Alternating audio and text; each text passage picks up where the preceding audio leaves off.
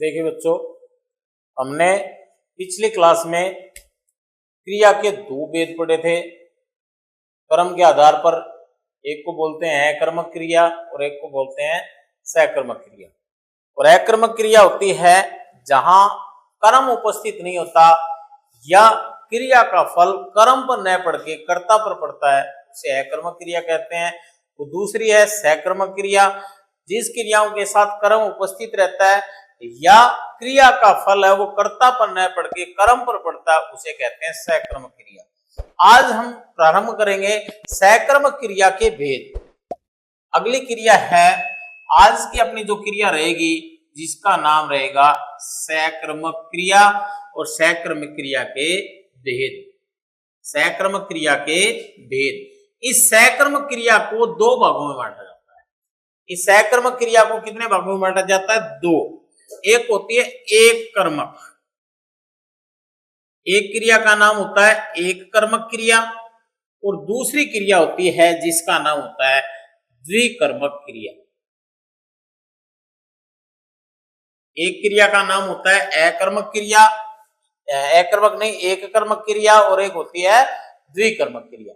अब दोनों में अंतर लिखें तो एक कर्मक अर्थात कर्म एक ही कर्म, एक ही कर्म, और यहां है द्विकर्मक। द्वि का मतलब होता है दो, और दो कर्म अर्थात जिन क्रियाओं के साथ एक ही कर्म प्रयुक्त होता है उसे कहते हैं एक कर्मक क्रिया। जिन क्रियाओं के साथ एक ही कर्म प्रयुक्त होता है उसे एक कर्मक क्रिया कहते हैं, और जिन क्रियाओं के साथ एक से अधिक कर्म प्रयुक्त होते हैं उसे द्विकर्मक क्रिया कहते हैं। जिन क्रियाओं के साथ एक से अधिक कर्म प्रयुक्त होते हैं उसे द्विकर्मक क्रिया कहते हैं। जैसे एक कर्मक क्रिया की बात करें तो मोहन पुस्तक पढ़ता है। मोहन पुस्तक पढ़ता है। जैसे देखें तो मोहन तो वाक्य का क्या है?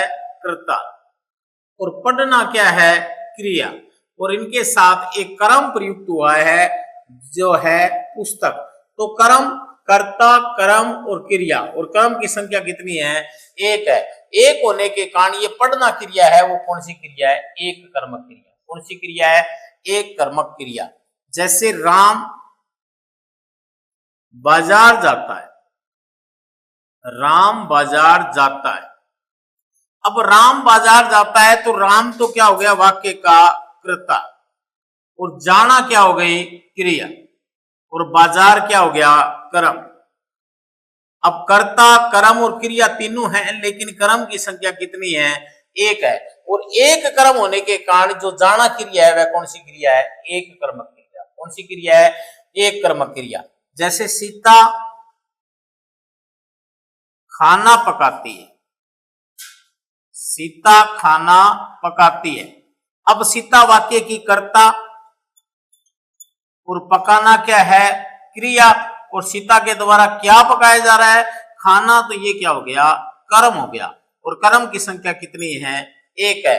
और एक होने के कारण यह क्रिया कौन सी कहलाती है? एक कर्मक क्रिया कहलाती है। अर्थात जिन क्रियाओं के साथ एक ही कर्म प्रयुक्त हो उसे एक कर्मक क्रिया कहते हैं, उसे एक कर्मक क्रिया कहते हैं। अब बात करें द्विकर्मक क्रिया की। द्विकर्मक क्रिया का मतलब होता है जिन क्रियाओं के साथ दो कर्म प्रयुक्त हो। जैसे अध्यापक बच्चों को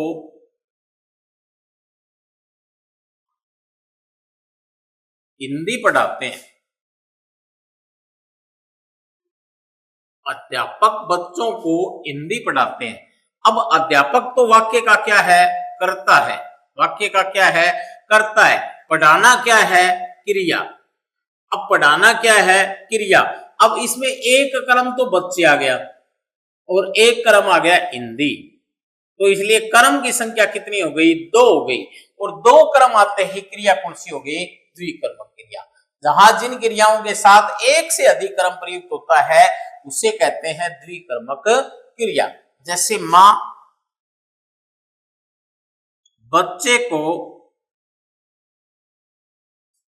खाना खिलाती है।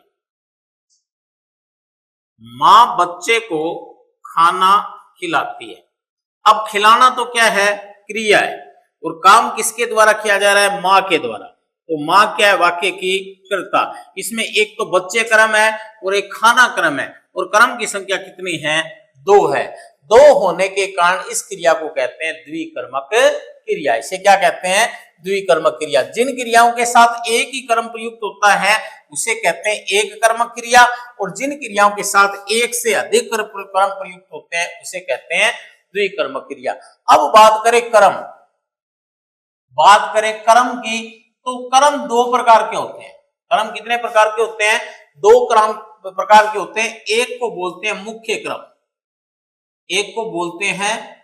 क्रम, और एक को कहते हैं गौण क्रम। अब कैसे पहचाने कि कौन सा मुख्य क्रम होता है और कौन सा गौण क्रम होता है। जैसे यहाँ बच्चे और हिंदी 2 क्रम आए हैं, यहाँ बच्चे और खाना 2 क्रम आए, तो पहचाने कैसे कि कौन सा मुख्य क्रम और कौन सा गौण क्रम है। पहचान का तरीका है, जो मुख्य क्रम होता है वो हमेशा निर्जीव होता है। मुख्य क्रम होता है वो हमेशा निर्जीव होता है। तो पहले वाक्य में आप देखें, हिंदी क्या है, मुख्य क्रम। हिंदी क्या है, मुख्य क्रम। दूसरे वाक्य में देखें आप, खाना क्या है, मुख्य क्रम। दूसरे क्रम वाक्य में क्या देखें, खाना क्या है, मुख्य क्रम। और जो गौण क्रम होता है वो हमेशा सजीव होता है, अधिकांशतः वो क्या होता है, सजीव होता है। तो बात करें यहाँ बच्चे या बच्चा, दोनों में बच्चा या बच्चे आए हैं, तो ये कौन सा क्रम है, गौण क्रम है। मुख्य क्रम हमेशा निर्जीव होता है और गौण क्रम हमेशा सजीव होता है। तो इसमें बच्चे और इसमें बच्चों, दोनों में ही कौन सा क्रम है, ये सजीव क्रम, ये इसे गौण क्रम कहते हैं। इसे क्या कहते हैं, गौण क्रम कहते हैं। और निर्जीव क्रम होता है वो हमेशा क्या होता है, मुख्य क्रम होता है। तो ये बात रही अपनी सहकर्मक क्रिया के भेदों की बात। सहकर्मक क्रिया के 2 भेद होते हैं, एक कर्मक क्रिया और द्विकर्मक क्रिया। जिन क्रियाओं के साथ एक ही कर्म प्रयुक्त होता है वह क्रिया एक कर्मक क्रिया कहलाती है, और जिन क्रियाओं के साथ एक से अधिक कर्म प्रयुक्त होते हैं उसे द्विकर्मक क्रिया कहते हैं। और कर्म 2 प्रकार के होते हैं, मुख्य क्रम, एक गौण क्रम। मुख्य क्रम होता है वो हमेशा निर्जीव होता है, और गौण क्रम होता है वो हमेशा सजीव होता है। इतनी बात आपको शायद समझ में आ गई है। अब हमने कर्म के आधार पर क्रिया के 2 भेद पढ़ लिए, एक अकर्मक और सहकर्मक। अब अगला भेद है वो पढ़ेंगे हम रचना के आधार पर। इसके आधार पर, रचना के आधार पर क्रिया के भेद। रचना के आधार पर क्रिया के भेद। अब कुछ जगह 5 दिए होते हैं, कुछ जगह 7 दिए होते हैं, कुछ जगह 8 दिए होते हैं। तो हम यदि बात करें रचना के आधार पर क्रिया के भेदों की, तो हम एक एक भेद का पूर्ण विवरण पढ़ने का प्रयास करेंगे। पहली रचना के आधार पर क्रिया का भेद होता है वो कहलाता है सामान्य क्रिया। वह कौन सा क्रिया कहलाती है, सामान्य क्रिया। सामान्य क्रिया क्या होती है, सामान्य क्रिया वह क्रिया जो अपना पूर्ण अर्थ प्रकट करने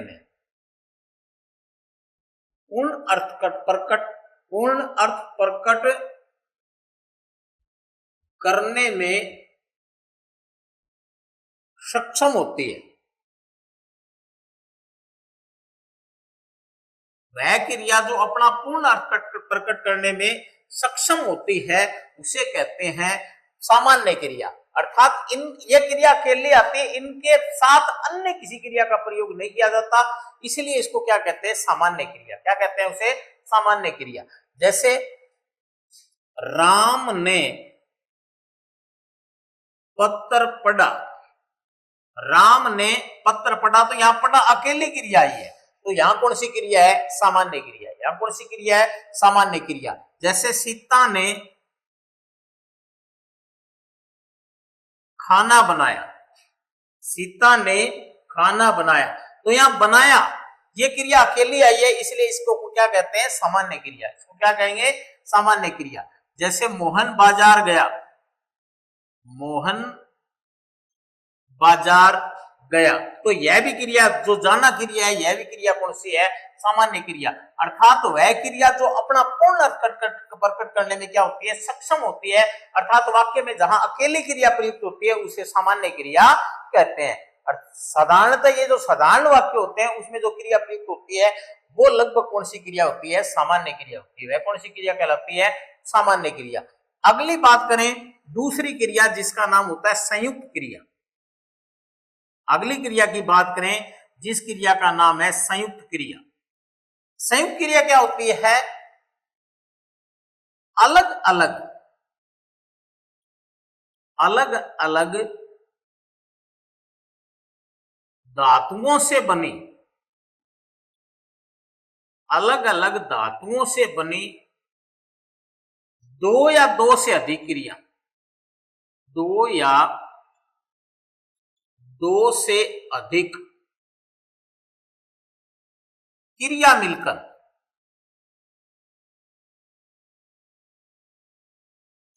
किसी एक क्रिया का काम करे, किसी एक क्रिया का कार्य करे, उसे संयुक्त क्रिया कहते हैं। उसे संयुक्त क्रिया कहते हैं।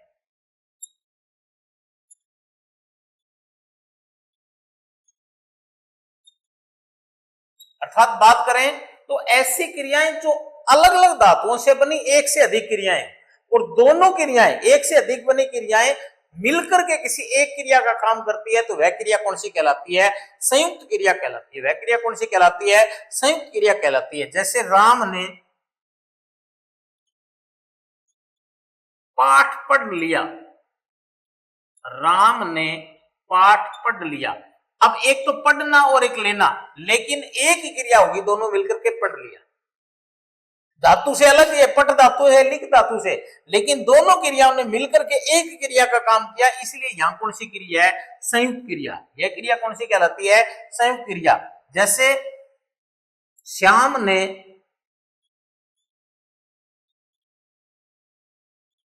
पत्र पढ़ लिया, श्याम ने पत्र पढ़ लिया। तो पढ़ना और लेना दोनों क्रिया क्या है? एक ही धातु से बनी, अलग अलग धातुओं से बनी है, लेकिन दोनों ने मिलकर एक ही क्रिया का काम किया, इसीलिए इसको क्या कहते हैं? संयुक्त क्रिया। इसको क्या कहते हैं? संयुक्त क्रिया। जैसे राम बाजार चला गया, राम बाजार चला गया, राम बाजार चला गया। अब यहां दो क्रिया, एक चलना और एक जाना। एक तो क्रिया है चलना और एक जाना, लेकिन दोनों ने मिलकर एक ही क्रिया का काम किया और वह गई चला गया। कौन सी क्रिया का? चला गया। इसलिए यहां कौन सी क्रिया है? संयुक्त क्रिया, यानी अलग अलग धातुओं से बनी दो से अधिक क्रिया मिलकर के किसी एक क्रिया का काम करे, तो वहां क्रिया जो क्रिया प्रयुक्त होती है उसको कहते हैं संयुक्त क्रिया। उसको कहते हैं संयुक्त क्रिया। अर्थात दो अलग अलग धातुओं से बनी हुई क्रिया यदि एक ही क्रिया का काम करती है तो उसको कहते हैं संयुक्त क्रिया। अगली क्रिया की बात करें तो उसको बोलते हैं सहायक क्रिया। उसको बोलते हैं सहायक क्रिया। सहायक क्रिया क्या होती है? मुख्य क्रिया की सहायता प्रदान करने वाली, मुख्य क्रिया की सहायता प्रदान करने वाली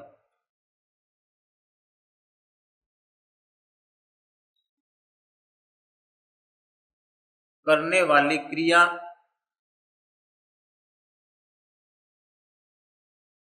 सहायक क्रिया कहलाती है।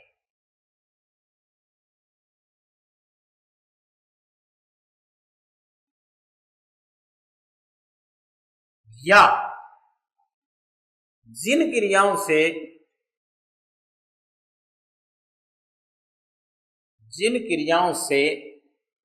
काल का बोध होता है, जिन क्रियाओं से काल का बोध होता है उसे सहायक क्रिया कहते हैं।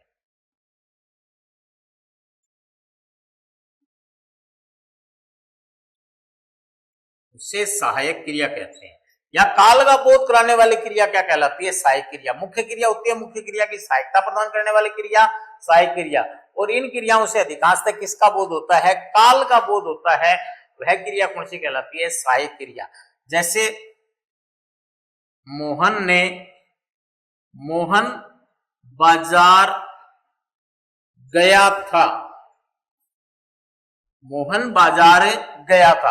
अब मुख्य क्रिया तो क्या है? जाना, और इसकी सहायक क्रिया है था।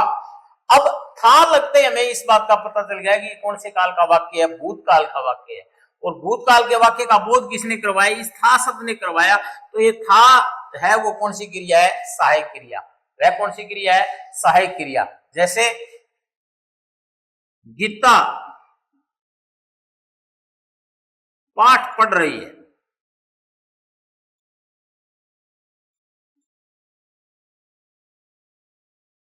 गीता पाठ पढ़ रही है।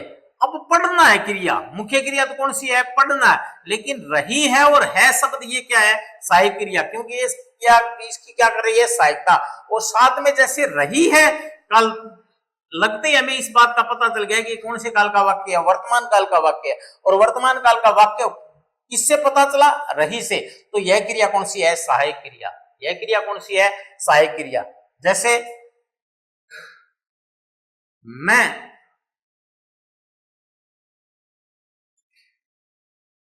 जयपुर जाऊंगा। तो यहां जाना और इसमें ऊंगा प्रत्यय लगते ही क्या तो बोध हो गया? ये भविष्य काल का वाक्य है। इसलिए इसमें जो क्रिया है वह कौन सी क्रिया है? सहायक क्रिया। वह क्रिया कौन सी है? सहायक क्रिया। तो जिन क्रियाओं वे क्रियाएं जो मुख्य क्रिया की सहायता प्रदान करती है, या जिन क्रियाओं से किसका बोध होता है? काल का बोध होता है, उसे सहायक क्रिया कहते हैं। तो हमने तीन प्रकार की क्रिया पढ़ी: सामान्य क्रिया, संयुक्त क्रिया और सहायक क्रिया। अगली क्रिया की बात करें तो जैसे अगले क्रिया की बात करें तो जिसको बोलते हैं हम सहजातीय क्रिया, इसको बोलेंगे हमें सहजातीय क्रिया। अब देखो मुख्य क्रिया में क्या होता है? अलग अलग धातुओं से जो संयुक्त क्रिया होती है उसमें अलग अलग धातुओं से बनी हुई एक से अधिक क्रिया प्रयुक्त होती है। लेकिन सहजातीय क्रिया में क्या होता है? जिन क्रियाओं में या जिन वाक्यों में कर्म व क्रिया एक ही धातु से बने हो तो वहां प्रयुक्त क्रिया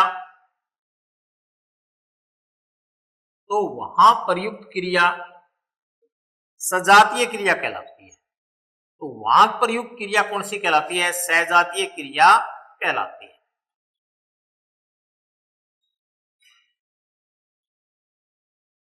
यानी जिन क्रियाओं के साथ कर्म उसी जाति का हो, जिस जाति की क्रिया है उसी जाति का यदि कर्म है और कर्म और क्रिया पास पास प्रयुक्त होते हैं तो वहां क्रिया कौन सी कहलाती है? सहजातीय क्रिया कहलाती है। वहां क्रिया कौन सी कहलाती है? सहजातीय क्रिया कहलाती है। जैसे जैसे जैसे बात करें, प्रताप ने हल्दी घाटी की लड़ाई लड़ी। प्रताप ने हल्दी घाटी की लड़ाई लड़ी। तो लड़ाई और लड़ी दोनों एक ही धातु से बने हैं, इसलिए यह क्रिया कौन सी कहलाती है? सजातीय क्रिया। यह क्रिया कौन सी कहलाती है? सजातीय क्रिया। जैसे मोहन ने वकालत की पढ़ाई पढ़ी। वकालत की पढ़ाई पढ़ी। अब पढ़ाई और पढ़ना दोनों एक ही धातु से बने हैं। पढ़ाई और पढ़ना दोनों एक ही धातु से बने हैं, इसलिए इसमें जो प्रयुक्त क्रिया है वह कौन सी क्रिया है? सजातीय क्रिया। यह क्रिया कौन सी है? सहजातीय क्रिया। जैसे सीता ने गाना गाया। सीता ने गाना गाया। अब गाना और गाना ये दोनों एक ही धातु से बने होने के कारण इसमें जो क्रिया है वह क्रिया कौन सी कहलाती है? उसको बोलते हैं सजातीय क्रिया। उसको बोलते हैं सहजातीय क्रिया। देखिए बच्चों, अगली क्रिया है उसका नाम है पूर्वकालिक क्रिया। पूर्वकालिक क्रिया अब देखिए पूर्वकालिक, पूर्वकाल यानी इसमें क्या होता है, जब कर्ता, जब कर्ता एक कार्य पूरा कर कोई दूसरा कार्य, कोई दूसरा कार्य प्रारंभ करता है, जब कर्ता एक कार्य पूरा कर कोई दूसरा कार्य प्रारंभ करता है, तो पहले कार्य में प्रयुक्त क्रिया, तो पहले कार्य में प्रयुक्त क्रिया, प्रयुक्त क्रिया पूर्वकालिक क्रिया कहलाती है।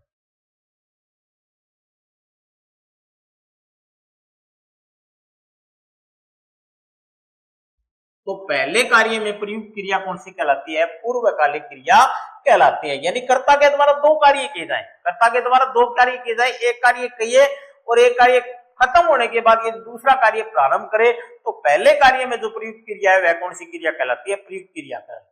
वह क्रिया कौन कहलाती है, पूर्वकालिक। जब कर्ता एक कार्य पूरा कर कोई दूसरा कार्य प्रारंभ करता है, तो पहले कार्य में प्रयुक्त क्रिया क्या कहलाती है, प्रयुक्त क्रिया क्या कहलाती है, पूर्वकालिक क्रिया। जैसे बात करें उदाहरण की, तो बच्चा दूध पीकर सो गया, बच्चा दूध पीकर सो गया। अब बच्चे ने दो काम किए, पहले पीना और फिर सोना, दो क्रिया प्रयुक्त हुई। वाक्य में कितनी क्रिया प्रयुक्त है, दो क्रिया। लेकिन कर्ता ने पहले कौन सा कार्य किया, पीना। कौन सा कार्य किया, पीना। तो ये पीना क्रिया कौन सी है, पूर्वकालिक। इसको क्या बोलेंगे हमें, पूर्वकालिक क्रिया। क्या बोलेंगे, पूर्वकालिक क्रिया। जैसे मोहन गृह कार्य पूरा कर सो गया, मोहन गृह कार्य पूरा कर सो गया। अब पूरा करना या करना, पूर्ण करना ये क्रिया है, तो इसको बोलेंगे पूर्वकालिक। और सोना क्रिया है वो क्या हो जाएगी, मुख्य क्रिया। अब इसको क्या कहेंगे, पूर्वकालिक क्रिया। जैसे सीता खाना बनाकर खेलने गई, सीता खाना बनाकर खेलने गई। अब सीता के द्वारा दो कार्य किए गए, एक तो बनाना और एक खेलना। तो जो बनाना क्रिया है वो कौन सी क्रिया है, पूर्वकालिक क्रिया। वह क्रिया कौन सी कहलाती है, पूर्वकालिक क्रिया। अर्थात जब कर्ता एक कार्य पूरा कर कोई दूसरा कार्य प्रारंभ करता है, तो पहले कार्य में जो प्रयुक्त क्रिया होती है वो कौन सी क्रिया कहलाती है, प्रयुक्त क्रिया कहलाती है। प्रयुक्त क्रिया कौन सी कहलाती है, पूर्वकालिक क्रिया कहलाती है। जब बच्चा दूध पीकर सो गया तो पहले पीने का कार्य किया, तो ये पूर्वकालिक है। गृह कार्य पूरा करना ये पूर्वकालिक क्रिया, बनाना क्या है, पूर्वकालिक क्रिया है। तो दो कार्य होते हैं और पहले जो प्रयुक्त होता है वह क्रिया कौन सी कहलाती है, पूर्वकालिक क्रिया कहलाती है। अगली क्रिया की बात करें तो जिसका नाम है प्रेरणार्थक क्रिया।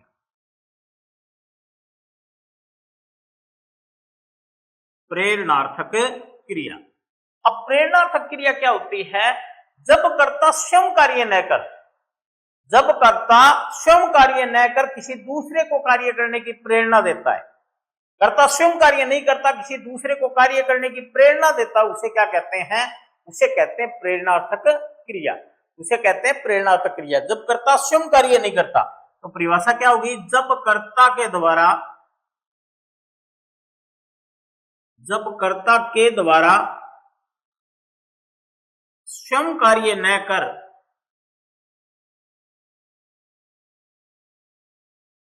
किसी दूसरे को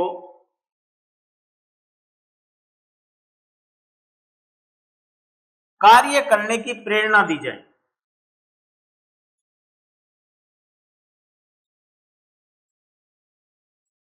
प्रेरणा दी जाए, उसे प्रेरणार्थक क्रिया कहते हैं। प्रेरणार्थक क्रिया कहते हैं। जब कर्ता के द्वारा स्वयं कार्य न कर किसी दूसरे को कार्य करने की प्रेरणा दी जाए उसे प्रेरणार्थक क्रिया कहते हैं। जैसे किसान डाकिये से पत्थर पढ़वाता है।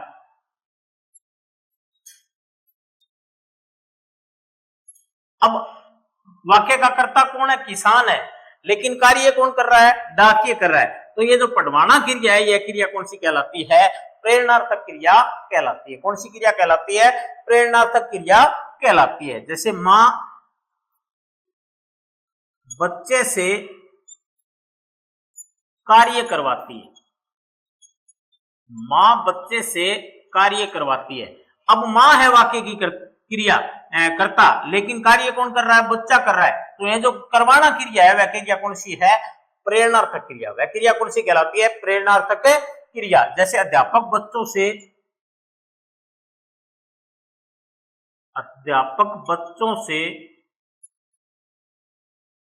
पाठ पढ़वाते हैं।